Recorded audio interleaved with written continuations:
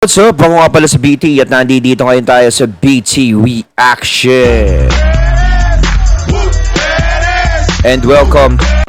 And welcome to my channel, Tunay na Kritiko. At meron po tayong panonooring video ngayon.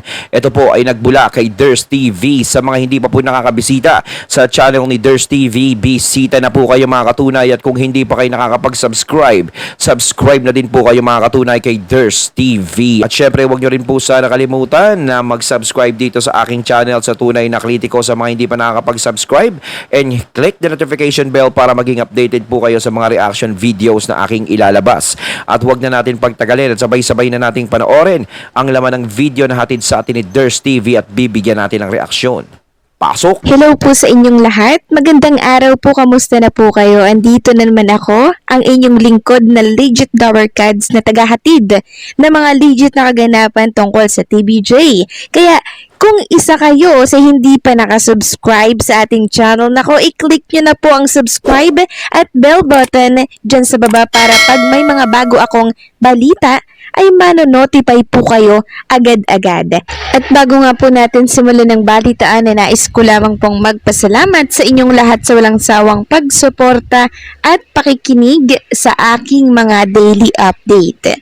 So mega shoutout po kay Maliari Mascareñas, lagi po siyang nakatutok sa atin. Maging ang pamilya niya po, shoutout po sa inyo. Mabuhay po kayo and salamat sa suporta sa TBJ. So eto na, simulan na po natin ang balitaan na tunahin nating pag-usapan ng tungkol sa panibagong kakampi po ng TBJ. So matatandaang itong TBJ po, nung kasagsaga ng gulong nangyayari po sa kanila ng tape, ay hindi man lang po pumagitna ang GMA sa kaguluhan nila. Bagkus ang sagot dyan ng executive ng GMA, hands off daw sila sa gulong ito. Kaya kahit na pumagitna man lang, hindi po ginawa ng GMA. Kaya naman nagkaroon po ng kunting tampo ang TBJ, lalo na po si Joey De Leon sa GMA Network. Inamin niya po yan sa interview niya kay Julius Babaw nung nakaraan, na kung saan nauunawaan ko kung saan po nagmumula itong si Joey De Leon. Alam ko po yung feeling ng ganyan na parang walang pakialam sa kanila ang network na mahigit pong 20 years nilang minahal, di ba? At pinakisamahan. Pero sa huli, ganito po at ganito pala yung mapapala mo, no? Kaya may isa pang interview si Joey De Leon na kung saan umiyak siya dahil may isang nakaalala po sa kanila nung kasagsagan ng gulo with tape. Walang iba. Tama naman yun eh. O bitinin muna natin kung sino yun. Mantakin mo, ang haba nilang naglingkod dyan sa GMA. Siguro sa mga nilipatan nilang channel, saglit lang sila doon. Pero sa GMA talaga sila nag-stay. Pero ano yung ginawa sa kanila ng GMA? Parang walang pakialam doon sa nangyari. No, pinabayaan na lang sila ng ganun. No, samantalang ang laki naman ng pinakinabangan ng GMA sa kanila. Nandun na nga tayo, sasabihin ng GMA, wala naman kami dyan, labas naman kami dyan kasi black timer naman sila eh. Nagbabayad lang naman sila ng upa sa amin eh. Di wow. O pagpalagay natin, nandudoon na nga tayo. No? Pero yung sinasabi ko sa inyo, GMA, yung karangalan na binibigay naman ng Itbulaga sa inyo pagdating sa noontime show, di ba? Napakalaki ng nagawa ng TBJ para mag-stay ng number 1 ng noontime show na yun. Aba, malaking impact yun sa channel nyo noon na maging number 1 lagi ang Itbulaga. Siyempre, pag may nakikita na number 1 lagi dyan na programa nyo, natural yung channel nyo, napapansin na ng mga tao lagi at lalong padami ng padami. Diba? At napapanood yung mga programa nyo, kahit yung mga palabas nyong bubulok-bulok, mapapansin din. Diba ganun yun eh? Oh, yun yung pinakamalaking binigay ng TBJ sa inyo. Oh, bukod dun sa sinasabi nyo na kaya hindi nyo sila pinapakailan na black timer lang sila kaya parang wala kayong pakialam. Sana tinignan nyo yung nagawa sa inyo ng TBJ nung nandiyadyaan sila sa channel nyo. Diba? Ang laki nang naitulong ng TBJ sa channel nyo tapos ganyan lang. Kundi po ang mga may-ari po ng Pure Gold. Ayun. Na si Susan ko, asawa po ni Lucio ko, Ayan talaga, hindi na sila may-ari iniwan po niya, ng Pure Pure Gold. So tumawag talaga sila para kamustahin. Sa amin at kasi walang Pure Gold, malayo pa eh. Kung may Pure Gold dito, doon ako namili. malaman kung okay lang ang TBJ. So bukod tanging Pure Gold lang po ang gumawa po nito habang ang GMA nananahimik at kiber sa isyong ito noon. Kaya sino nga naman po ang hindi sasama ang loob dito? Kasi nakita naman natin, oh, dinala ng TVJ ang Pure Gold since day one, magkasama na talaga sila. Oh, nakita naman natin siguro may naitulong na malaki ang TVJ sa Pure Gold. No, sa pag-iendorso pa lang nila. Kitang-kita na siguro is nagkaroon ng magandang progreso. Kaya talaga nandun yung konsuelo ng Pure Gold sa kanila na ibinalik ng Pure Gold na dapat ginawa din ng GMA. Mapait po talaga ang naging pagtatapos ng history ng TVJ sa GMA. Katulad na lang ng isang empleyado din po ng GMA na kung saan kamakailan ay lumantad at inamin ang dahilan kung bakit bigla siyang nawala dyan sa GMA network. So may lumabas pong article tungkol dito at babasahin ko po ito para sa inyo. So binunyag po ni sport journalist Chino Trinidad ang dahilan kung bakit siya umalis sa GMA 7 umalis na rin makalipas pala. po ang 23 taon. Sa Oh, panayam haba, po ah. ng Oo. Politiscoop Mahaba rin si Chino Trinidad dyan. ni na Michael Pahartin at Ina Andolong, sinabi ni Chino na sana'y naging maayos ang naging pag-alis niya dito po sa GMA 7. Sabi po ni Chino, ang wish ko lang, ang prayer ko lang sana nagtapos ng maayos at hindi sa paraan na ganito, na yung pagtatapos na mapait. Wika po ni Chino Trinidad ito. No? So inalala rin niya Bakit kaya sa GMA laging ang pangit ng ending? No, kahit yung teleserye, minsan yung iba ang pangit ng ending. Tapos yung mga nagjadyaan na artist, yung mga nagtatrabaho dyan sa GMA, kapag umalis sila sa channel na, nagiging pangit yung ending. Ba't kaya ang hilig nila sa pangit ang ending, no? ang pumanaw na broadcaster na si Mike Enriquez na aniya nagbigay sa kanya ng break matapos siyang kunin noon sa radio hanggang mapabilang po sa newscast na saksi para sa rason ng pagkalas niya sa Kapuso Network. Ayon kay Chino ay tinanggal umano ng GMA7 ang kanyang accreditation sa PIBA. Sabi po ni Chino, the most important event of the last 23 years na ako'y nasa GMA, hindi na ako binigyan ng accreditation. Tinanggal pa ang pangalan ko sa accreditation ng PIBA. Pagbubunyag po ito ni Chino Trinidad. Maganda sana you only have fond memories of the network that you'd serve and gave you a platform. Saad pa po ito ni Chino Trinidad. So yun po pala yung dahilan kung bakit itong si Chino Trinidad ay bigla na lang pong umalis dito po sa Pero magaling na sports analyst to, si Chino Trinidad, no? Talagang nakikita ko to, pinapanood ko to eh. Tapos umalis lang, sa kayo nilipat to? Sa TV5?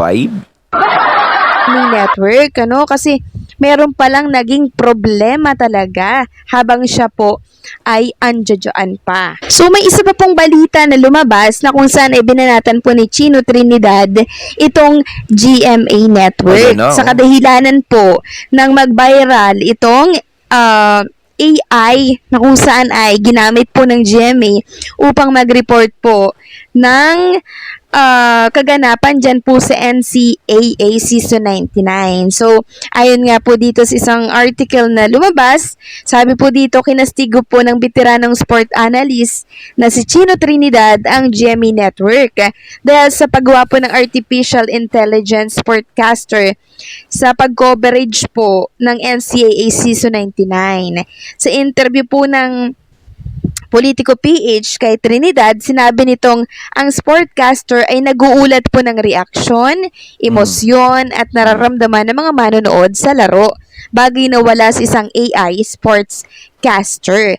Sports is spontaneous. It's about reaction. It's about emotion. Yung AI, mayroon ba nung tatlong yon? Tanong pa niya. Sport is predicated on reaction sa lahat ng bagay. How can AI react quickly at ipapakitang emotions? Kaya nga naglalagay ng sportscaster dyan dahil sila yung nagiging tulay nung nagaganap sa gustong maramdaman ng kaganapan. Dugtog po ito ni Chino Trinidad. Anya, kung sino man ang nagpapatakbo ng sports ng GMA7, malaking katangahan or kabobohan umano ang paglulunsad nila ng AI sportscaster. Doon mo malalaman tanga ang nagpapatakbo ng sports ng GMA. Patutsada pa po ni Chino Trinidad. Basag kay Chino Trinidad eh, no? Nire-real talk.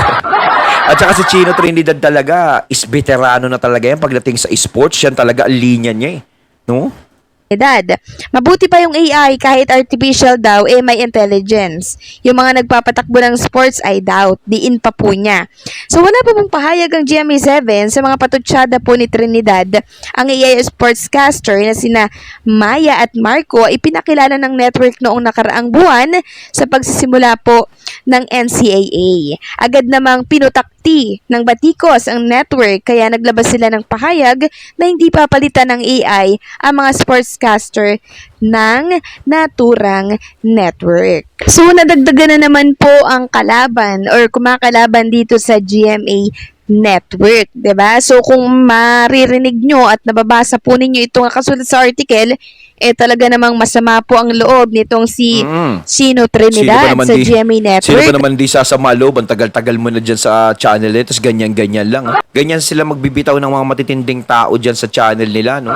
Parang baliwala lang. Kaya pala na yung mga magagaling is nawala. Yung mga singer nga dyan magagaling nawala eh. The way po na magbato po siya ng salita Kaso si nga lang ngayon, naku, matindi na dahil ang ABS tsaka GMA is parang magkakampi na. Ay, TV5 na lang talaga, no? Ayan na lang ang magiging channel na patutunguhan ng mga tamang tao. GMA network. Gawa po nung sa artificial intelligence ay talagang gigil na gigil po siya, no? Dahil katangahan daw at kabobohan ang nakaisip nung AI na yon na siyang ilalagay pa talaga doon po sa sports, 'di ba? Na kung saan dapat naman talaga tao po yung nagbabalita nito kasi mahalaga yung reaksyon, 'di ba, ng nagbabalita kung ano po yung nangyayari sa kaganapan or nangyayari sa kaganapan sa sports na yon. Kaya hindi talaga ako agree din dyan sa artificial intelligence na yan na kung saan pinauuso ngayon ng GMA Network. Kasi parang binabaliwala po nila yung mga nag-aaral dyan, 'di ba, ng mass communication, 'di ba, parang pinapatay po nila yung future ng mga taong nagpapakapagod na mag-aral, 'di ba, tapos AI lang pala yung ipapalit sa kanila.